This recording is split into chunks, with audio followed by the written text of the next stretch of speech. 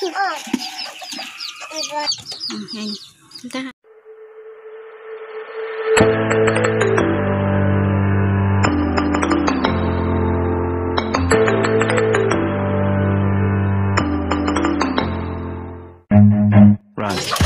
Hi guys, for today's video, hindi tayo sa kalapatihan natin. Ito nga pala magpapakain ng kalapati natin. Hi! Yan pala ang panganay ko at ang bunso ko. Sila ang magpapatuka ng mga kalapati natin. Hi! Yan yung kasama niya. Maganda kasi hanggat bata pa lang maturuan na sila kung paano sila mag-alaga ng isang hayop. Kaya tinuturuan sila magpakain. Doon. Lahat yan guys, sila nagpakain yan. Siyempre ako lang nagbubukas ng pintuan kasi hindi man nila abot. Masyadong pa silang mababa. Ito naman ang bunso ko. Siya naman magpapakain dito sa baba.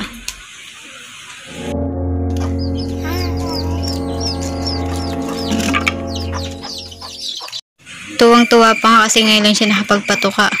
Kaya nga bibigyan niya yung manok, kaso natakot siya baka tukain siya, kaya ako na lang ang nagbigay. Yan. Dito naman po tayo sa malaking kulungan magpapakain. Oh, hi! Hi! Bate! Ayan. Ito ha. Hi! Bate! Hi!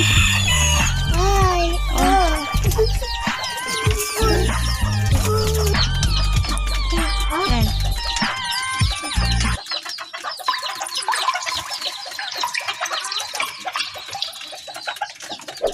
Naman, hi ka.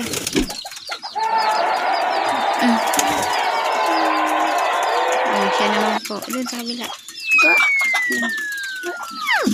Nilagay. Ayan pala guys yung mga YB natin. Kung napapansin nyo, kulang ng isa yan, yung Black Hawk. Nawala kasi pumitik. Sayang. Mapapalipad na sana sila sa linggo. Abangan nyo yung unang lipad nila. Kaya i-upload ko po yan sa YT natin. Oh! 1, 2, 3. Hi!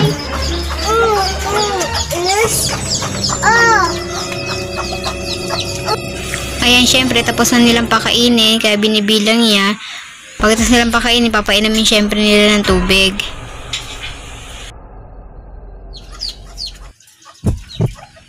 Up.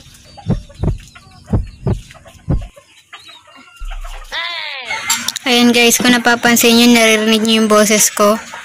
Inaalalayan ko po kasi sila para alam nila, para syempre di rin makawala yung kalapate, baka kasi malingat sila.